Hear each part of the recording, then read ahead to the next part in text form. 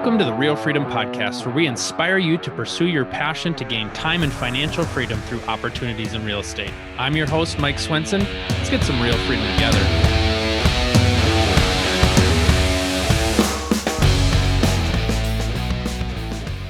All right, welcome everybody to the Real Freedom Show, where we talk about building time and financial freedom through different opportunities in real estate. Today, at least at the beginning, we're going to talk a lot about mindset. There's so many things that happen between your ears that are so important, and a lot of your success really is your mindset, how you approach things. Obviously, everybody wants to know the strategy of how do you finance properties, how do you get doors, but a lot of it points back to mindset. And so today we've got Martin Perdomo. Martin is known as the Elite Strategist. He's the host of the Latinos in Real Estate Investing podcast. You also run the Elite Pennsylvania Investors Club. You mix in a few different strategies, and we'll kind of talk through how that's evolved over time. Currently, you're sitting at about 130 doors. And so we're just so excited to have you on the show, Martin, and welcome. Hey, thank you, Mike. Thank you for having me. Really appreciate you. Martin, why don't we just start it off? Just share a little bit about your background and kind of how you got to be where you're at today.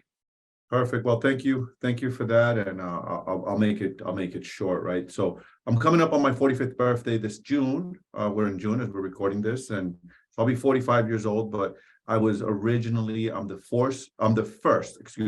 I am the first-born generation American in my family.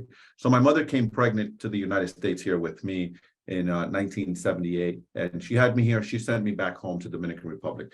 And I think that's an important part of my story, because when I went back home to Dominican Republic, we were extremely poor. And I want your listeners to get a picture of this. When you think of poverty, I'm talking real poverty, not the stuff that we see here in America. In Dominican Republic, and most people know Dominican Republic for the resort and the beauty, and there's that, right? I was just in Punta Cana not too long ago with my wife, and we did that side of the world, the resorts and the having money and doing things side. But I'm talking about the other side of Dominican Republic. And when I lived in DR, we were so poor that we had no running water in our house. Like, I had no running water in the sink or in the toilet. We had to, every morning, I remember as a toddler, waking up with my grandmother, going about a half a block to a block to get water. We carry gallons of water to bring back home so we can cook, brush our teeth, and take a shower with, and flush the toilet with for that day. And that's poverty. When it would rain, our roof was tin, and the Caribbean sun, when it beams on that roof, it makes these pinholes. So when it rains in the house. So we would I remember my older sister and I would put buckets around the house, and when those buckets would fill, we would throw them out on the backyard. That's how poor, and I wanted to give illustration. And I say that, and I start there because if I come from that to get to where I am today, and I'm an uneducated guy, never went to college, I don't have a college degree, although I am educated. I've read over 500 books. I am formally not educated, right, in a formal college format. When I came here, I then lived in a place called Washington Heights in New York City, concentrated Dominican land, and went to school there. There was more drugs in New York City in a 4-block radius. I met a cop once, just to give your listeners an illustration. I met a police officer one time during 1997 when Giuliani was the mayor. When 9/11 happened, Giuliani was mayor. And he told me they had blocked off the streets, just so you guys could get an idea. Harlem, you think of Harlem, people see movies, Harlem, New York City, right? I'm right up the street from Harlem. Harlem is 125th. I used to live in 161st. Between 160th and 163rd, the streets were blocked. You couldn't cross through the street without showing the police officer an ID. There was a 24-hour police officer in the street. You couldn't drive through there, because there were more drugs in those 3 blocks in the whole state of New York. That's how rough it was. That's how much drugs it was. So, and I grew up in this environment. And I got out of that environment with my wife. We moved out to Queens. And at 16, my mother kicked me out of the house. And I realized at the age of 16 that an adult needs 2 things: shelter and food. And I made an unconscious decision while I was sleeping in trains and rooftops in New York City that I was going to own a lot of real estate. That was unconscious. And we're going to talk about the unconscious mind in a little bit, and mindset. This was an unconscious decision from pain. I'm going to own a lot of real estate so that I don't ever have to go through this pain again of not having a place to live. So as I evolved, I bought my first property, my first home. My wife and I, my then girlfriend or fiance, we were 20 and 21 years old. We bought our first property at 20. In 2007, I bought my first investment. I owned a mortgage company. I was running a mortgage company. We were killing it. I was the guy giving the money for not giving, but lending and providing the services to get people subprime loans into those no income, no asset loans. I was that guy with a 500 credit score. I was that guy doing those loans, 80-20 loans, all kind of crazy creative stuff. And I bought my first property for $275,000, not too far from here, Mike, a duplex, but I had no idea what I was doing. I did it because everyone else was doing it, and I was the guy giving the money, and it was easy. And I had FOMO, fear of missing out, that if I didn't buy my first property, I wasn't going to get a property, right? Because I was seeing the market go up and up and up and up and up and up. And I didn't know anything about running the numbers. I knew nothing about our business. I knew nothing about vacancy maintenance, repairs. I was Mr. Landlord, and that sucked for me. It was a horrible job. I was renting it. I was showing it. I was turning it. I was painting it. My kids are older now. They remember when we had to turn them. They would go and help me clean and help me paint. And it was a family thing. And I got burnt out. That property burnt down. But I bought it for $275,000. 2 years later, in 2009, property was worth $179,000. $100,000 in the water, brother, in 2009. And recently, I bought a quad not too far from here. And the appraiser comes into my office and I'm like, hey, Jeff, what are you bringing in this one I'm buying, right? What's the ARV on that property, that quad you're buying? And he says, I don't know. And he handed me this envelope and I found a comp there 2 doors down from that first property I bought for $275,000 in 07. 2009, it was $179,000. And it was the identical property 2 doors down, sold for $385,000. Lesson. Right? Don't wait to buy real estate and wait. Real estate is very forgiving over the long term. Had I held on to that property, as painful as it was in 2009, 2010, 2011, when I was underwater, had I held on to that property, I didn't know this then, okay? Mike, I didn't know this then. I would have had my tenants paying down the mortgage. I would have been cash flowing. I would have had tax. I would have, right now, I would have had it down 14 years later, would have been halfway through the mortgage, right? I would have been halfway through on that mortgage. And I would have had $110,000 in equity if I would have sold it. So there's a big lesson. And that was the hype of the market. I remember during that time, right after, thinking to myself, man, I remember in 2011, thinking to myself, man, no one wanted to buy real estate at that time. I mean, no one, real estate was the ugly word because there was just so much foreclosures. It was just ugly. It was ugly. And I remember thinking at that time, man, when will real estate ever come back? And look at here we are. And I'm seeing a lot of similarities. I saw a lot of similarities in 2020 and 2021, Mike, where people were paying $50,000, $60,000 over asking because of fear of missing out. They thought that they were going to miss out if they didn't buy it now, or whatever their reason may be. And I share all of this to say today, today, I learned through that process, I realized that I needed a mentor, I needed a coach, right? And I needed something to model. I needed a successful framework to model in order to do this thing successfully. Because I was meeting a lot of guys that had full-time jobs and had 30, 40, 50 doors. And I'm like, wait a minute, I'm the entrepreneur and I'm struggling. What is it that they know that I don't know? So I decided to get a mentor. I got a coach, and I started learning this thing. I started learning about the numbers, how to run the numbers. Oh, okay, that's how you do that. Oh, that's why you don't get burnt out, because you have a property management company. Oh, that's how that's done. So I started learning, I started educating myself. And today I've scaled to the point where I have 130 doors, like you mentioned. That's what I have now, but I've traded a lot of stuff, sold a bunch of things here, in and out of a bunch of different things. And, but that's my holdings, right? And my strategies have changed through the times. In 2020, I was flipping a lot. 2023, I'm holding a lot, right? I'm buying and holding. It's just different market, different strategy. I do have a flip I'm working on right now.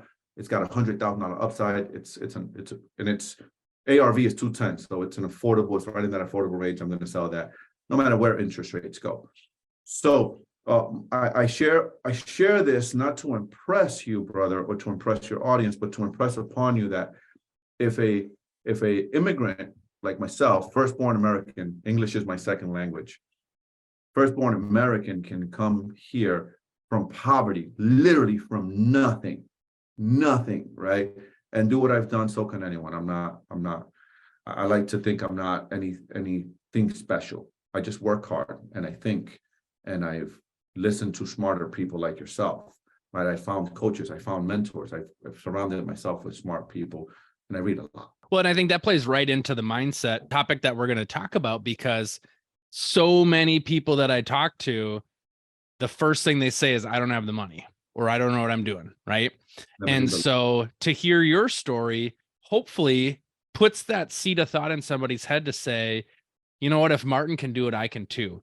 If Martin can go from no running water and raining in his house, you know, as a kid, to be able to pull this off, well, then what excuse do I have? And sometimes we need a little dose of truth there, right? We need that truth of, it might take some sacrifice, it might take some work here, it's going to take some education, but at the same time, am I in a spot where I can go find the answers to that? And I think that's what holds people up to where they say, I can't do it, I don't have the money, I'll go find some other way to do it. And then 10 years go by and they're no closer to whatever their goal is, right? So you've got to start with, I believe that I can do this. 100%. You mentioned something really, really important.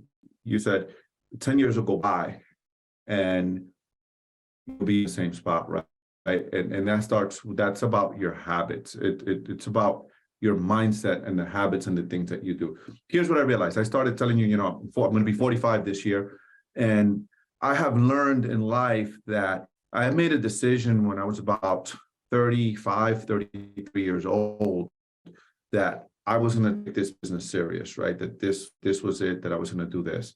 I bought a restaurant because I was looking for alternative investments. I wanted to create wealth, right? And I thought restaurant, and my wife and I always romanticize on owning a restaurant. So we bought this restaurant and it did not work out. I was a terrible restaurant owner. I lost about $50,000 in that deal. But man, did I grow during that time, brother. I got to tell you, my biggest growth as a business person happened in that restaurant at 8, 9, 10 o'clock at night, when I was there closing that place, mopping the floor by myself, listening to audiobooks, right? I was there listening to audiobooks, place was dead. I was mopping the floors, cleaning the place, leaving the place ready for the next day. And man, did I grow during that time. And it was during that time that I realized that if I don't make a different decision, if I don't start making different choices today, that in 10 years will pass and I will be in the same situation. And I did not love that. And I did not love that feeling, right? Mm-hmm. One thing I hated about the restaurant business, because again, I didn't know what I didn't know. I was an operator, not an owner. There's a difference there, being a business owner and a business operator, two totally different things. I was an operator, not an owner. And there's nothing wrong being an operator. It's just, is that what you really want? For me, it's not what I wanted. I like my freedom. I like to be able to pick up. Shoot, my wife and I just bought bikes. We just bought electric bikes, and we decided that this summer we were going to take up biking and we were going to travel across all our neighboring states, and we're just going to hit trails, and just every weekend we're going to go. I can't do that as a restaurant owner, right? I can't, first of all, I can't do that if I'm broke, right? So real estate is what allows me to be able to do that. Pick up on Saturday morning, pick a trail. Hey, babe, we're going to drive 2 hours and we're going to go there. And we're going to stay overnight there. We're going to just hit these trails there, right? And we're going to just explore parks on our bikes. And but the biggest thing I learned there was, for me, was if I keep doing the same things, I'm going to keep getting the same results. And the biggest message I got during that time was, time, guys, take note of this. Time is going to pass anyways, no matter what. Whether you decide to watch Netflix tonight or read a book, time is going to pass no matter what. The difference is going to be the choice that you make. Netflix, or watch a YouTube video, listen to a podcast, read a book, make a phone call, call a motivated seller, put up a bandit sign. Whatever the choice that you make is going to have an impact over the next year, over the next 3 years. The small choices you make. So there's something really big in there when we talk about mindset and we talk about habits, right? What are the choices that you're making every day that are going to compound over time? There's a great book, The Compound Effect by Darren Hardy, he shares this, that are going to compound over time and going to give you massive results. It's the little things you do every day that give you massive results over time. It's not one big thing, guys. It's really not one big thing. There's not one big thing that I do. It's a series of a lot of little things that compound over time that give me the big results. One being, I was in my little brother's wedding, and I was having a conversation this weekend. My little brother just got married, and I was in a conversation with someone, and I can't remember. Someone said to me, man, how do you do this? How do you attract these things? And I'm like, I had gotten a text. Someone sent me a deal. One of the wholesalers sent me a deal, and I was like, oh, I got this deal. He's like, and someone asked me, how do you do it? How do you find these opportunities? I'm like, listen, there's something magical about gratitude. There's something magical about gratitude. The secret is, I'm going to say that my secret is in my gratitude to God for all the blessings that I had. Because I remember, Mike, being in the train, right? And thinking to myself, literally praying to God, God, please send someone to me that can show me how to do this thing that I'm doing here, how to buy real estate, right? How to do this. I don't want anyone to give me anything, just want them to show me so that I can go and work. I'm be willing to work. God, please show me. And God has put multiple of those peoples in my way, right? Multiple of those peoples in my life. People like yourself with podcasts, for me growing up, I didn't have all this technology, had to be real people, right? It's recently. So I have now become that guy that I used to pray for to show up in my life. But my real secret is gratitude, is in the gratitude that I have for God, for all of, and that's what I believe in. Whatever you believe in, I believe in God. It's, whatever people believe in. I have a grateful heart for the little things, and it's having an attitude of gratitude. If you're grateful for the little things that you get, and I'll show you here, this is my journal. This is a journal I use every day. It's an Elite journal. And every day I start with attitude of gratitude. What am I grateful for today after I meditate? The first 3 things every day that I do is meditate, gratitude journal, my top 3 goals. I write it down every day. And then what are the top 3 things I could do to get closer to my goal? That's a habit. That's a discipline that I do every day, is those little things, Mike, that I do every day that compound over time. And when you have an attitude of gratitude, you're activating your reticular, your ROS, your reticular activating system in your brain, and you start to find more things to be grateful for. Mm-hmm. Right. So more things come into your life that you could be grateful for. Yep. Right. If you're grateful for the little things, then you'll be surprised of all of the big things and all of the great. If you put the work, of course, you'll be surprised of all the things that will show up in your life that you will create, and all the opportunities that your God will present for you to take advantage and go win.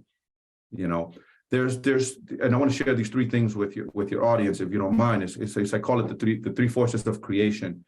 And the first thing is, Tony Robbins says that clarity is power. I don't know if you've heard that before. Where your focus goes, your energy flows, and results show. And the first thing, we have these things nowadays, our phones, Mike, that can distract us, right? It's constantly ringing. It's constantly ringing.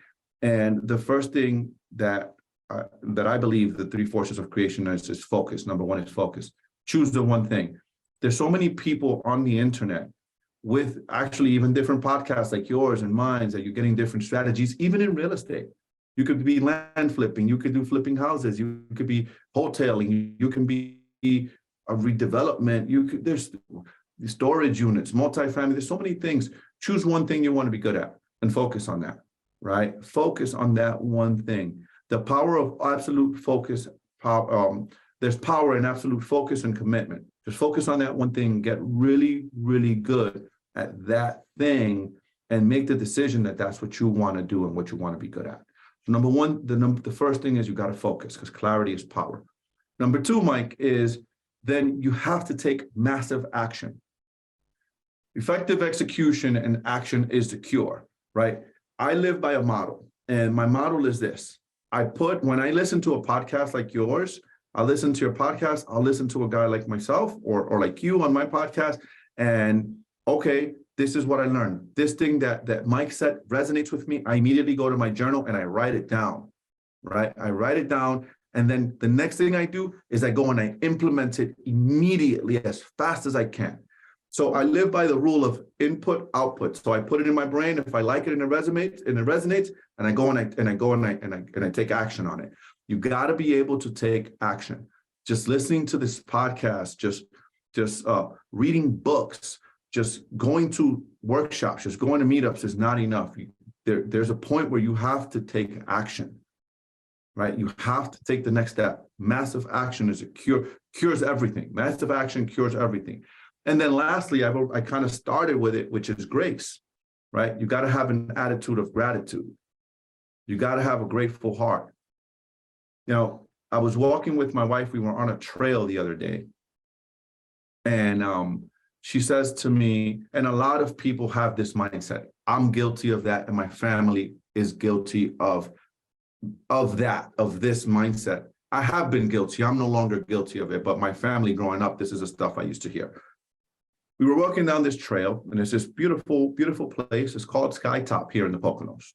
And it's this trail. My wife, it's around a lake. It's a beautiful lake. And there's this beautiful resort that sits there. And then there's all these big, beautiful houses on this lake. And it's open to the public. You can do the trail. So we are doing the trail. And around these trails, you have these big, beautiful mansions that back up to this lake. So, you know, I have a lot of wealthy friends. So for me, it's like, well, these are just people I know. I know the people that live in this house, right? These guys are my friends. We're walking through this trail, and we see these chairs, and this by the docket of the lake. And there's these chairs, and there's boats. And I tell my wife, I'm like, you know, hon, why don't we sit here for a minute, and let's just chill for a moment, right? Let's just enjoy the view. Let's sit in these chairs. It was obvious that those chairs were owned by those people that lived in that mansion. Right. And my wife, I don't know why she said this. So she was like, you know, no, I don't want to sit in those chairs. You know, those people own those chairs and they might get mad. And I'm like, babe, you should know better. I was like, rich people are good people. For the most part, rich people are good people. Rich people are graceful. Rich people are giving without rich people. Rich people are the ones that fund hospitals, that fund not-for-profit charities, are the ones that fund. Rich people, for the most part, are good people. If we sit on those chairs, do you think that those people are going to come out and tell us, what are you doing on my chair? Don't sit on my chair. Let me ask you a question, hon. I said, if this was our house and people sat down on our chairs, what would we do? We would probably come out and engage them and talk to them and say, hey, you want some water? You want some juice? What do you want? That's what we would do. What makes you think that they're going to do? They're any different than us. They're just like us, right? Rich people are good people. And when you first start with, when you start to really transform your mindset and understand that rich people are good people, and you start thinking that way around wealthy people, because they are, by the way, I really believe that. I used to hear growing up, and I reject this for you and your audience, rich people are bad. They have us here. They exploit us, the poor. They have us living here. They live in Park Avenue, and rich people abuse us and exploit us. No, they don't. No, they don't. Rich people are graceful. Rich people are good. If you ask a rich, successful person how they do what they do, they'll tell you gracefully. If you show them that you really want to, and that you don't want to take advantage of them, if you really genuinely, you say, hey, how do you do what you do? How did you get there? How can I do that? Can you teach me? You know, successful people want to help. Successful people like to help people. That's my belief, model of the world, and my belief. It's what I found. And So, you know, this is all a mindset, Mike. This is all a mindset around money and how, because think about it. If you grow up, okay, it becomes self-sabotage. If you grow up thinking, and the language and the words that you use have power, thinking and saying rich people are poor. And now all of a sudden, you open up a business, right? And you start making some real money. You start making some good money. You start making $500,000. And you start moving up into that 1%er, right? That 1%er mark, right? And you start making some real money. And what happens is unconsciously, because you believe fundamentally that rich people are bad, you don't want to be bad. You don't fundamentally want to be bad. So you start to do things unconsciously to self-sabotage yourself to go back to poverty. Is that thermostat you're set at, right? So we have to watch how we use our words and the things that we say, and how in our belief system, right? We have to work on our belief system. And I think these three things that I shared, focus, massive action, and grace, right? Having those three things is the foundation to start going in that direction. And I know I went long-winded on this, Mike. I'm sorry about that, brother. No, you're good. You went exactly where I was going to go with it as you kind of started talking, because what I was going to say, talk about the subconscious mind, what you believe about people that are quote unquote rich is going to affect and impact you to whether or not that's going to be something that you pursue. And I'll say a similar thing, that some of the more wealthy people that we know are some of the most kind-hearted people. The ones that are the first ones to come up to us at school functions, whatever that might be, willing to give of their time, willing to help others. And so it starts with those seeds of rich people are helpful. They're giving of their time. They want to see what's best for you. That will impact how you pursue, because I would say pretty commonly, a lot of people would want more money. But if you think, and also too, wealth isn't just in money, wealth is in, that's why we talk about time freedom too, in addition to financial freedom. But at the same time, if you don't have good beliefs around what's wealthy in your mind around money, time, whatever that might be, then yeah, you're going to block yourself. You're going to be standing in your own way to getting where you want to go, because you have these preconceived notions. I heard something else the other day talking about somebody who was raised in a family that had a scarcity mindset and around how expensive things were, how stuff costs money. And when this person received a gift, say for a birthday or something like that, they had a hard time accepting that gift and feeling good about that gift, because all they could think about was the sacrifice that went into buying that gift for them. So let's just say I got a new shirt. Well, I'm thinking about the sacrifice that my parents had to make for me to have this new shirt, and it doesn't allow me to appreciate the nice shirt that I have. And so that's how the mindset really can make a big difference in your life. 100%, brother. And that, like you said, appreciate, right? Gratitude. It's just having that gratitude, that attitude of gratitude.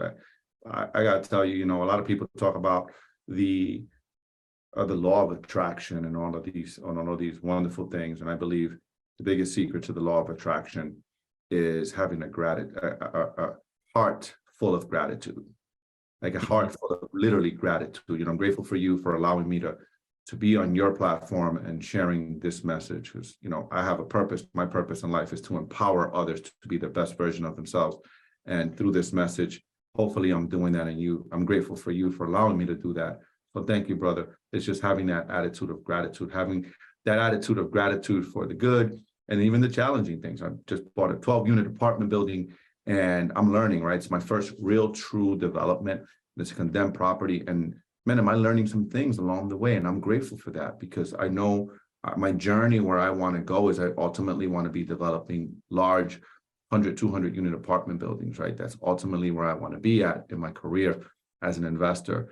And boy, am I grateful that I have this opportunity to learn all of those things in a smaller confined building that I can just keep graduating and learning. So I'm grateful for that. Although it's challenging, I'm so grateful because I'm learning. Right? Yeah. It's where's my lessons and how am I learning and how can I get better? Oh, wow. I now know that when there's a condemned property at that magnitude, of that size, I need to get architectural drawings. I need to get them signed and stamped by an engineer and an architect to go pull permits. And I need to plan for that up front, right? So it's just so many things I'm learning, and be grateful for those things. Like you said, going back to the number 2 piece, taking massive action. So many times investors like the theory of investing and want to talk about the theory and the strategy, but they don't take the action, and I think that's what I run into a lot of times with investors is, some of them already have properties, and I bring them a property that fits their criteria, and they'll give me 5 reasons why this isn't the right one, right? We get in our own way in that sense too, because we want to, well, maybe there's a better option out there. And this, like you mentioned, kind of starting out, there's so many different asset classes out there that you can invest in. People get that paralysis by analysis where it's like, well, geez, I could look at every single asset class out there in the entire world. Like, how would I decide? People sometimes tend to think like I have to find the one perfect property to move forward. And it's like, no, you just have to choose one that's good enough. And I don't even like saying that, like, as somebody who helps investors, you got to choose one that's good enough to get you started, and good enough to get you to the next step. Because when you get to the next step, you're going to learn all those lessons, right? And with your development, the next time you do it, you're going to be a little bit better because of the work you had to go through, because you weren't afraid to at least take some action. Yeah. And so sometimes people just get stuck in their own way in that regards, where they overthink it. They don't take action. They just love talking about the theory of investing and not moving closer to their goals. Real estate agents, are you tired of letting the busyness of your real estate business get in the way of your real estate investing goals and your financial future? I'm excited to announce that we've created the Real Freedom Investor Agent Tribe to help you. We've got a ton of content, educational tools to help accelerate your learning curve and get you on the right path to hit your investing goals. We also have a mastermind tribe of people just like you, agents that want to grow their own portfolio and encourage you and cheer you on along the way, as well as some private one-on-one coaching. So go to realfreedom.com, click on the store, you'll see the options there. We're so excited to be able to help you. I've priced it super low so price can't get in the way, but did want to have some skin in the game for you to help with that accountability. So go check it out, realfreedom.com, click on the store. We're excited to connect with you and excited for you to connect with your tribe of real estate agents investing, trying to build their financial freedom. Yeah, it becomes a habit. You know, I heard this parable I like to share with you, Mike, and your listeners. And the parable goes like this. There's a student and his teacher, and they're out in the woods. And the teacher tells the student, hey, pluck out that little plant. It's a little weed about 3 inches tall. Pluck out that little plant and put it in your back. Student picks it up, eat with ease with his 2 fingers, boop, puts it in his back. The teacher then looks at another about 24 inches tall. He says, okay, pluck that one out. Student pulls it out, puts it in his back. Then he looks at another one. Teacher looks at it. The instructor looks at another one. Looks at another one's about 4 feet tall, and he tells him pluck that one out. So this time the student is struggling. You know, this one's got deep roots, and he's struggling. He's got to get some tools out, and after much strain, he finally pulls it out. They keep walking, and the teacher then tells him, okay, now pluck that one out. And the student with his gazes up and he sees this 10-foot tree and he says, there's no way I can take that one out. And the teacher tells the student, this is exactly what happens with habits in your life. The longer you create bad habits, the harder they are to unroot them out of your life. Mm-hmm. So the key is, you know, a lot of people have the habit of, especially now with social media, a lot of people have the habit of not taking action, of just theory, and looking at, and then the next thing, and then the next thing, and then they kind of start one thing and then they want to go to the next thing. And watch your habits, because your habits will compound and they'll be harder to get rid of. And if you start building the habit of taking action. So if there's something in this podcast that you heard today and you want to replace an old habit, and something that you learned and you like, start doing it, whether it's the gratitude thing, whether it's the focus thing, whether it's just writing your goals thing, just start doing it. Like, start getting in the habit of taking action every day.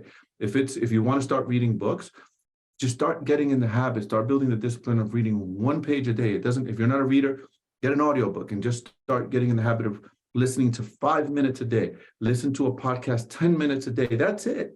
Start meditating. I have an app on my phone, Mike, that I've meditated. I started meditating in 2016. It's called, I forget the Headspace. Headspace is the app. I don't promote them. I don't have anything. It's just a great app for me. I love it. It's a great app. And since 2016, I remember when I started meditating in 2016, September of 2016 was when I started meditating. And I now have, I think, 23 or 27,000 cumulative meditated minutes since 2016. And I'm going to tell you, I don't meditate for more than 10 minutes. Every morning I meditate for 10 minutes. That's it. But I started with 3 minutes. I started just sitting down with 3 minutes. And as I felt comfortable, you start building that, you get in that hypnotic rhythm and that rhythm of that habit. And then it starts, you're like, wait, I can do 5, or I want to do more, because I love how I feel when I do this. I like how I start my day when I do this. I love how I feel how I take my days and how I deal with problems and how I deal with challenges when they come up when I do this versus when I don't do it. So, but it's that compound effect. And the thing is about those habits, and if it's action, like you said, then commit to something and start really, really small. Start building the habit of taking action, because how you do anything is how you do everything. I'm going to repeat that. How you do anything in your life is how you do everything in your life. I'm going to give you an example. I was talking to one of my lenders, and on this 12, actually, it was right before I closed this 12 unit. So my lender on this deal, and we were going through some things because lending is tough right now. Like getting money is challenging in our space.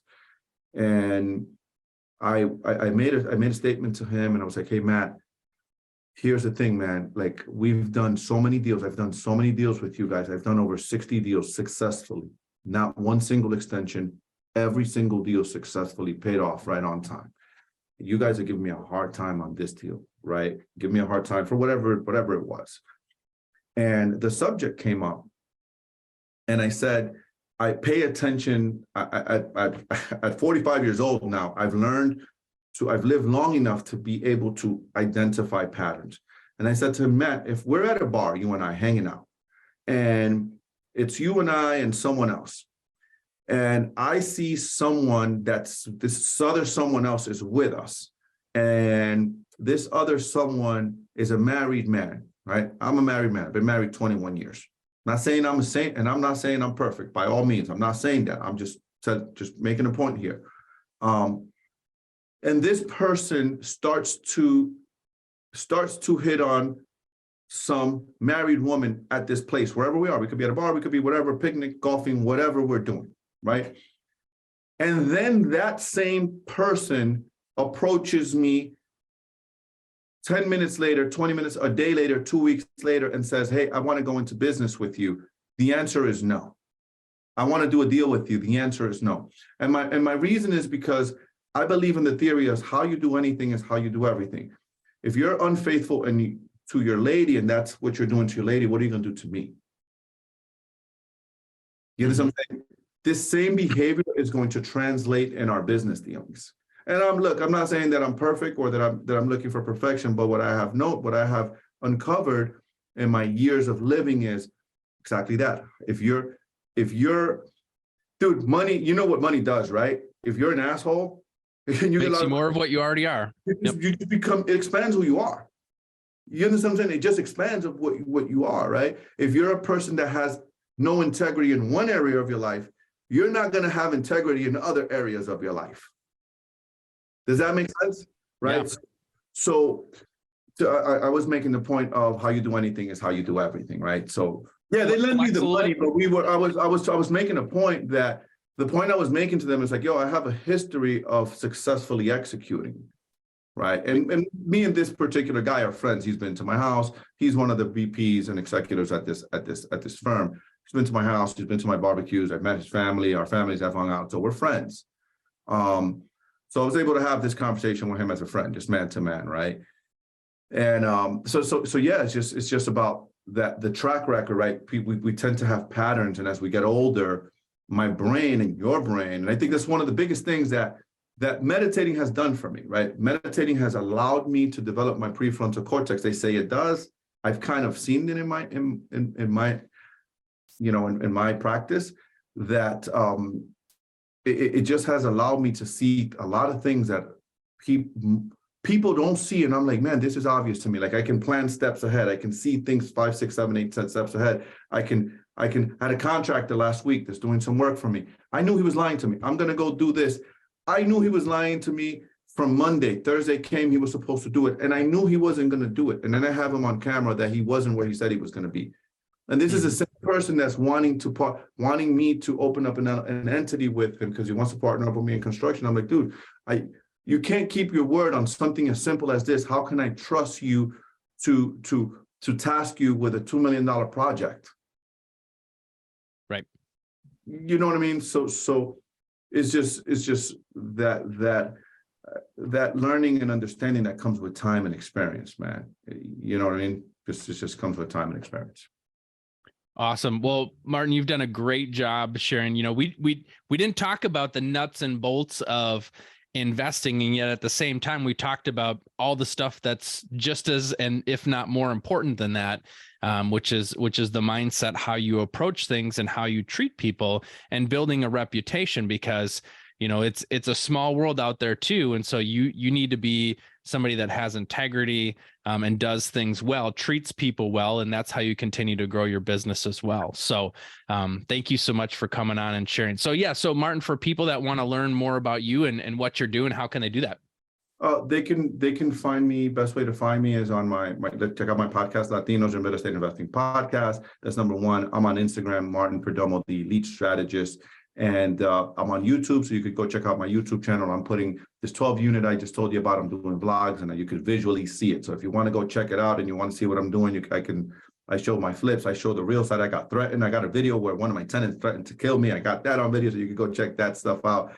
So I got a bunch of content that I put out there, just wanting to help people. And I like to leave people with this before we leave, my friend. I want to leave them with this story. And there's a story of this two shoe salesmen that go to this remote island to sell shoes. When they get to this island, no one on this island is wearing shoes. Two shoe salesmen, no one on this island is wearing shoes. Each one of these guys get a feeling. The first guy goes up to his room, picks up the phone, calls his boss, and he says, "Boss, no one on this island is wearing shoes. Put me on the first plane back home." The second guy, room next door, picks up the phone and says, "Hey, boss, I'm so excited. No one on this island's wearing shoes. Send me 10,000 pairs of shoes. I'm going to put shoes on everybody on this island." The moral of the story is that in life, just like these two shoe salesmen, you will find what you look for, right? What you decide to focus on is what you will find. If you decide to focus on the good of life and the opportunity in life, and the opportunity in real estate, because it's about to, in my opinion, I think it's about to get ugly in the commercial space. And we didn't even really get to talk about real estate, but it's about to get ugly in the real estate space in certain sectors of the market. I think there's going to be opportunities, though. It's going to be as to how you see it and what your perspective is. Remember, where your focus goes, your energy flows, results show. What you focus on expands. So choose wisely what you decide to focus on, who you decide to listen to, who do you decide to spend time with. Thank you, guys. Thank you, Mike, for having me, brother. Awesome. Thank you so much, Martin. And I think this is one of those episodes that, there's certain episodes out there where, I've told my team in the past, like, you can't listen to this one enough, right? Because it's got these great principles that you can always go back to. And one of the things sometimes that I find with people where they have goals on, reading books or listening to podcasts, like you talked about, it's about the taking action on what you listen to. It's not about, hey, I want to read 100 books this year, so I'm going to go read 100 and not implement anything. So it's that balancing content with implementation. And I think there's so much wisdom here, so much gold, that people should go back and listen to this again and again. And okay, what's the next thing I can implement? What's the next thing I can implement based on what you shared with us today? So thanks, Martin, so much for coming on, and reach out to if you have questions or needs, but really appreciate your time, giving it to us and sharing with our listeners. Thank you. Thank you, brother. Appreciate it.